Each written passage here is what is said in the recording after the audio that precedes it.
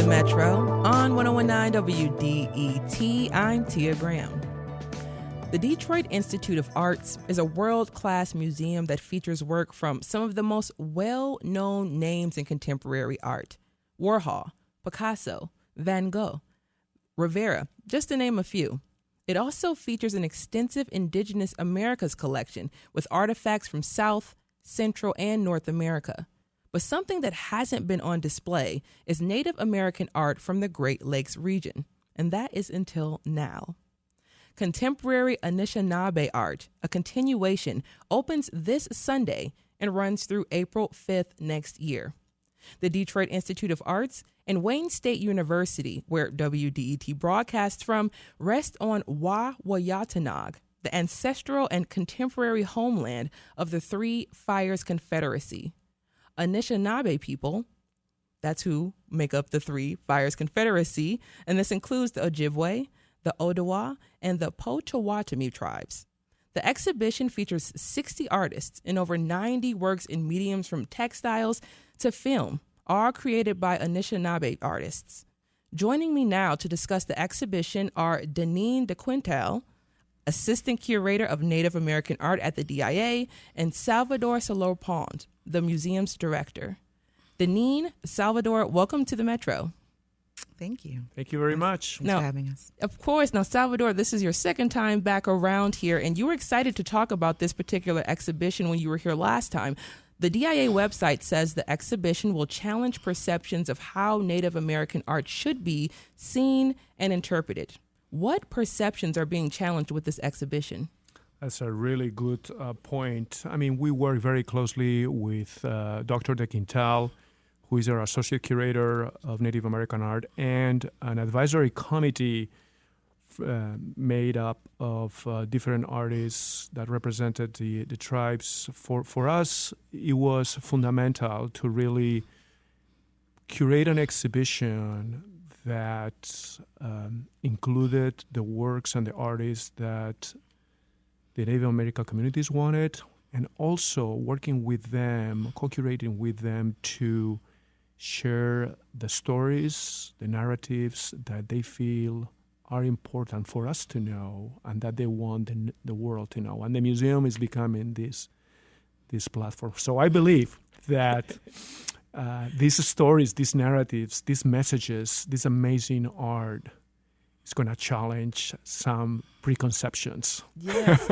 And when you say that the museum is becoming this space and this place for this type of storytelling, for this type of art to tell the stories of the individuals who are actually making the art, can you talk a little bit about how that has kind of formed itself at the DIA, where it's turning into this space and place where artists can come and tell their stories? Well, this is very important for us because we believe that the DIA is the town square of the community, but also we believe that the DIA is a tool for the community. This is a very good case in which, with Denene, our curator, she has shared her authority with the tribes, with the artists, with the advisory committee.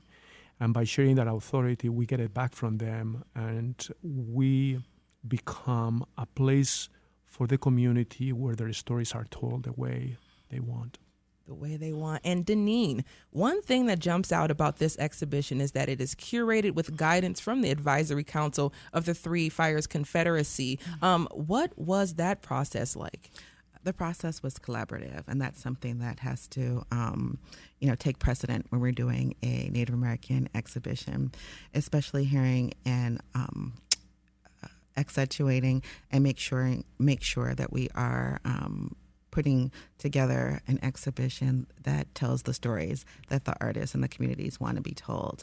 So very collaborative process from the beginning. This wasn't something that was rubber stamps. We worked on it from the inception.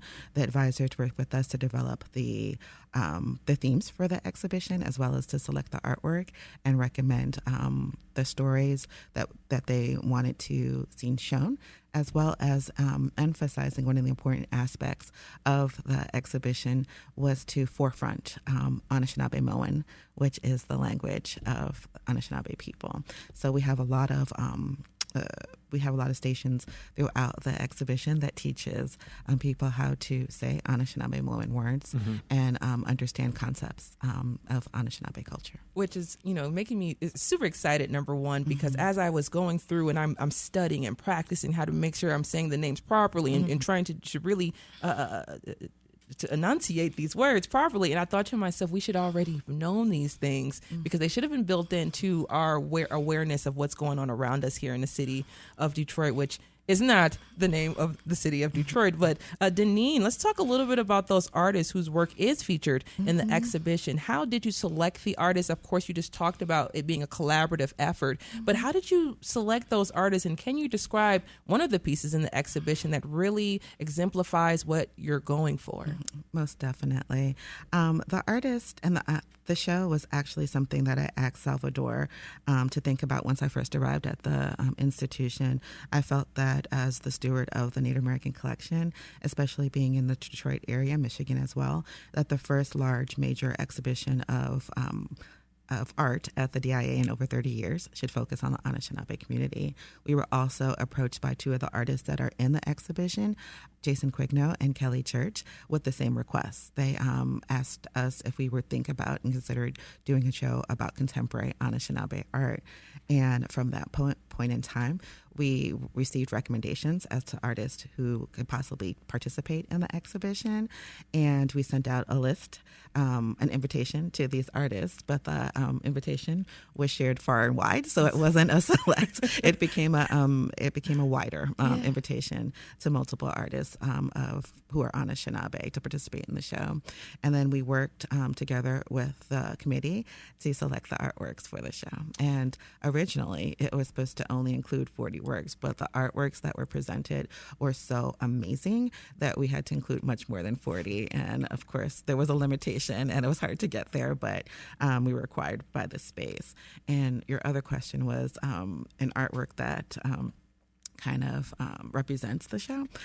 I don't have a favorite, and I'm not just saying that. One of the reasons why there are 90 works in the show is because the artworks that were submitted by the artists were spectacular. There were some artworks that I never had seen before in their construction and their thoughts, and everything in the exhibition has been done with such thought and consideration by the artist that it's hard to select a couple or a few, but I can if I'm forced to. Think about some of the works like Jonathan Thunder, who was one of our committee members. He submitted a painting, Basil's Dream, and in part it looks at one of our themes in the show, The Story Continues, and it's this adaptation of Anishinaabe myth or cultural knowledge about a water panther and Thunderbird and their continuing feud, which happens to be in this particular painting over a pool, in a pool hall over a pool game to see who's going to win between the two. So it's this, this innovated modern conception of the continuous competition between water panther and Thunderbird. Yeah. How amazing just sitting here right now and learning so much about just one piece within the entire, you said 90-piece collection? Yes. Wow. Mm-hmm.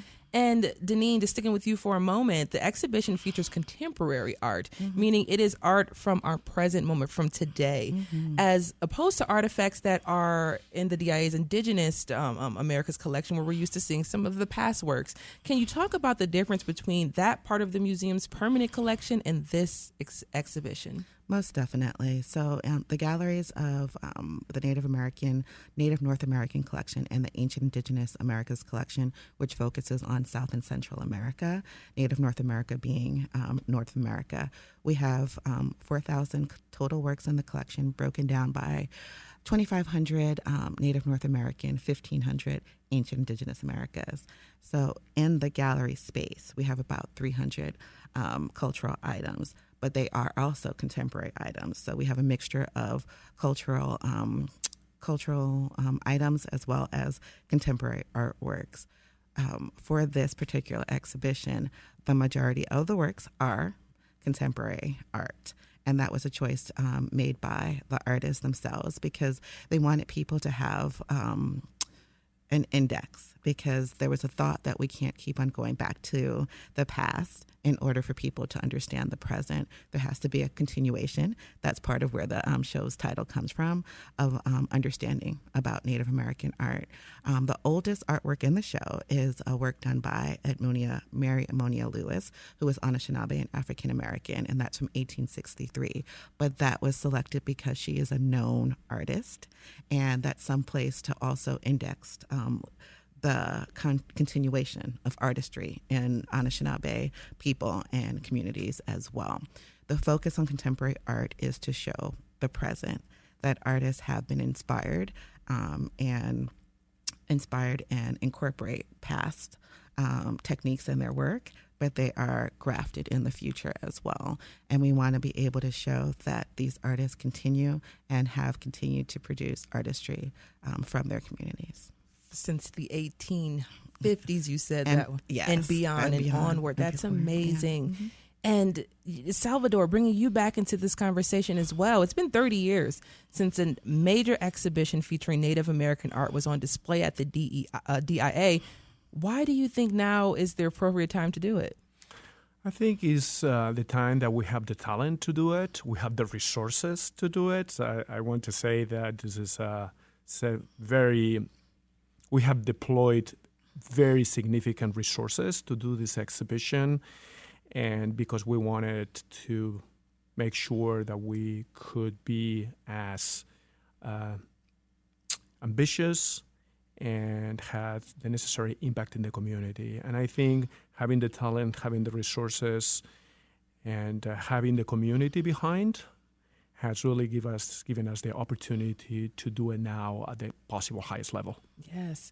And just following up, how does the ambition of this exhibition compare to other art museums, especially when we see a true highlighted look at the history that we're looking at right now? How does this differ from across what we're seeing across the country? Well, I can tell you this is going to be, and I pretty sure of this, one, if not the most important exhibition on contemporary Anishinaabe art ever made. And I think the museum is very, very honored and proud to do it and to send this message to the world, because many people are going to be amazed by the quality of the art and the meaning of the stories.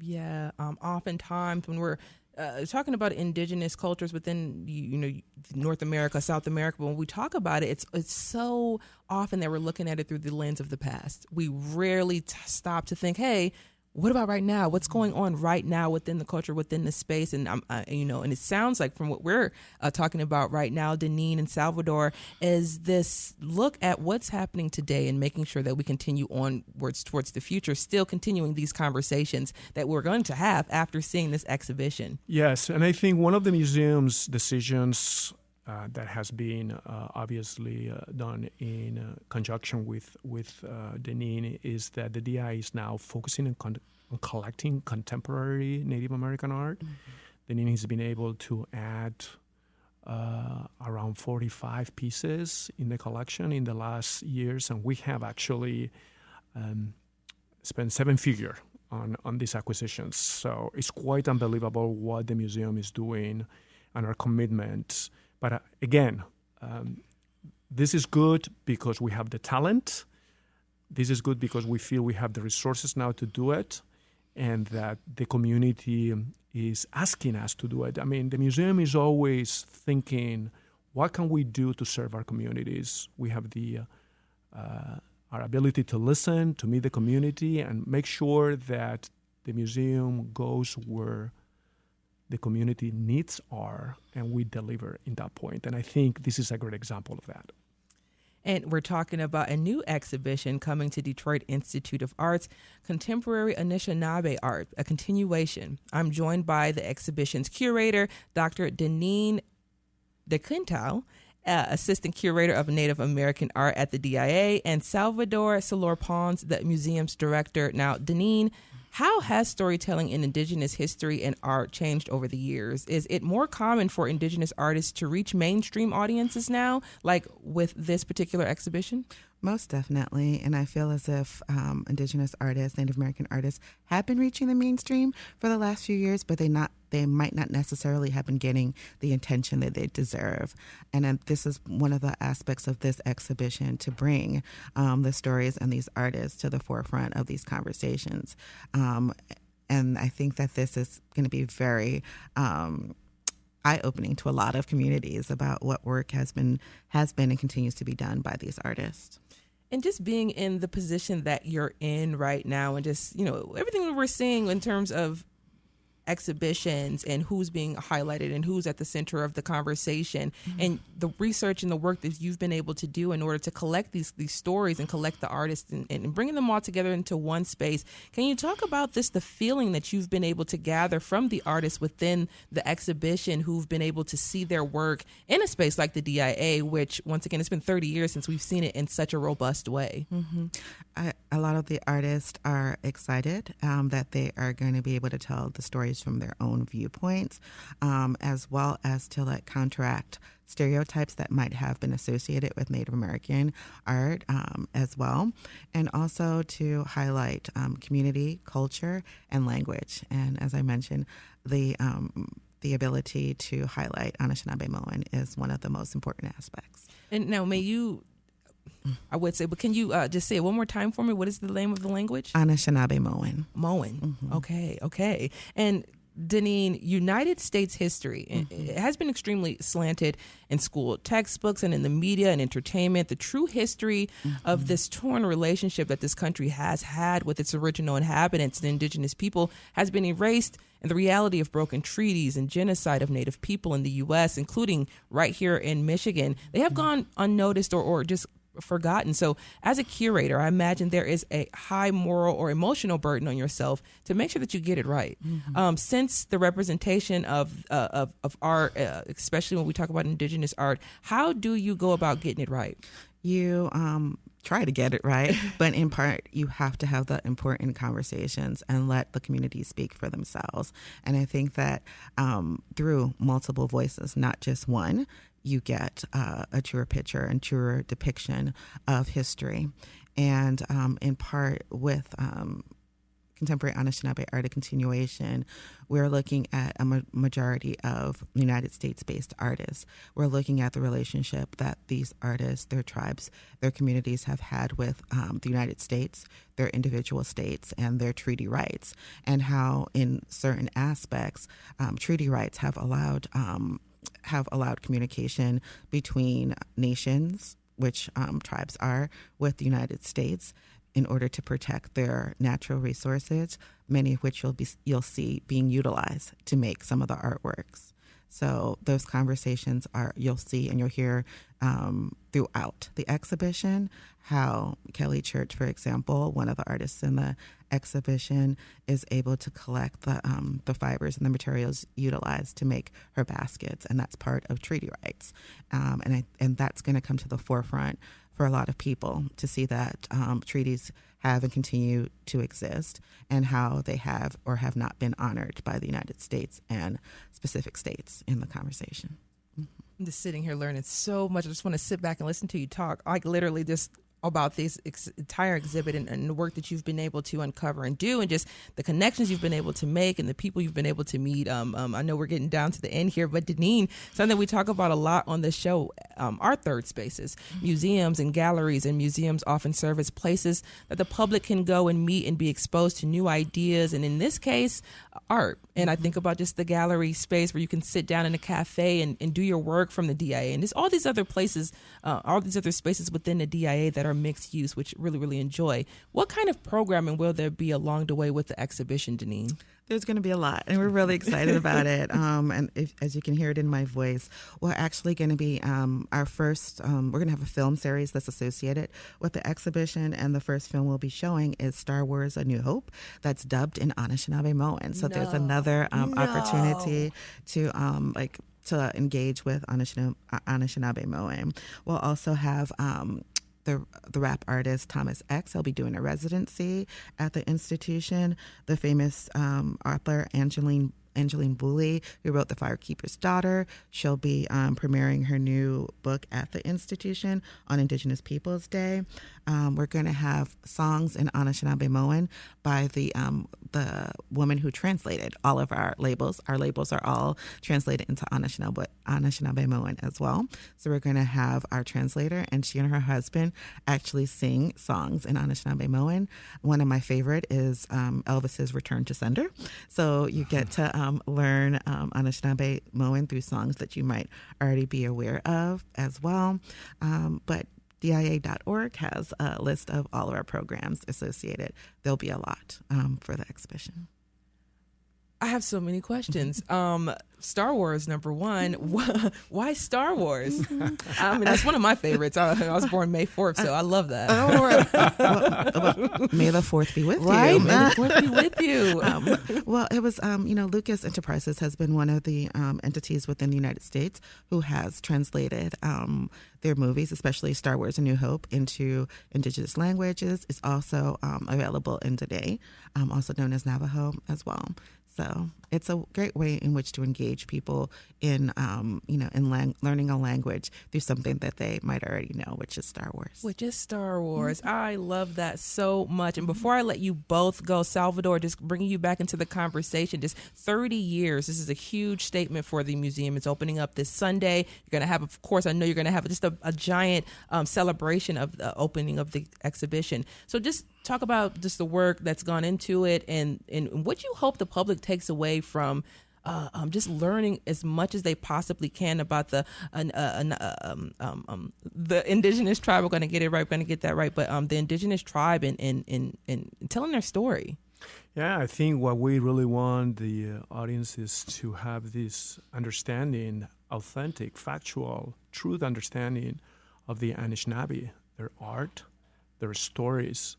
I also hope that they will see the art and the conversations and the stories as a place for coming together, for unity. I think understanding one community of another community, it is a great way to improve our society or to strengthen our society. And we are in need, especially in the world, in the divided world in which we live, we are in need of unity. And I hope this exhibition will bring beautiful things, but also will be the platform for coming together and understanding better each other. So I'm very excited about the exhibition. It is free with a general admission, and general admission is free for residents of Oakland, Wayne, and Macomb County, and also it will be free for any Native American who comes to the museum. That shows their tribal ID. Yes, and Denene, just being the curator, and you have a PhD, so you understand exactly this moment and the importance of this moment right now. As we're getting closer to Sunday, what are your feelings and thoughts about this exhibition, and what do you hope the public takes away? I hope the public takes away that the DIA is dedicated to putting on a platform contemporary and historical Native American art. We are dedicated to working with the community. I wanted to mention that we'll be working with the 3 Native American centers in the Detroit area on programming as well. And I want people to understand that Native American people have and continue to exist, their stories, their artistry, and that's all going to be on display for the next few months at the DIA.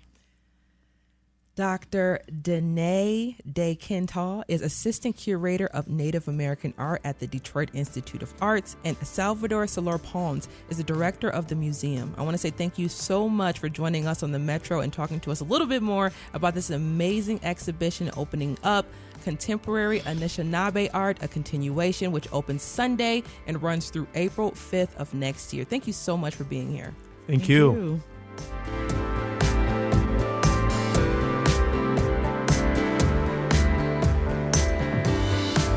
Coming up, Michigan Fashion Week gets underway today. We'll hear from its founder, Lauren Hicks, about the 13th annual event and learn a little more about what's going on across the state in fashion. We'll be right back. This is The Metro.